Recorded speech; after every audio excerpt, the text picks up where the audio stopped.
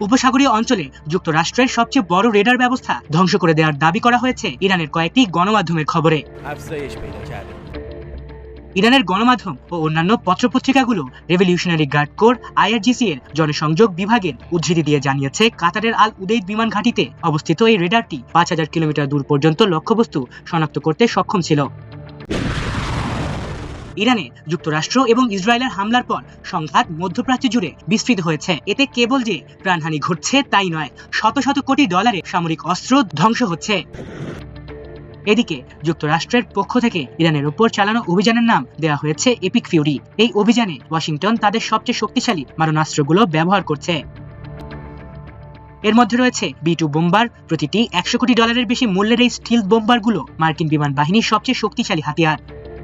বলা হয়েছে, কাতারে অবস্থিত যুক্তরাষ্ট্রের সবচেয়ে বড় রেডার AN/FPS-132 ব্যবস্থা ধ্বংস করা হয়েছে। ক্ষেপণাস্ত্রের নিখুঁত মামলায় $110 কোটি মূল্যের এই বিশাল রেডার ব্যবস্থা ধ্বংস হয়েছে।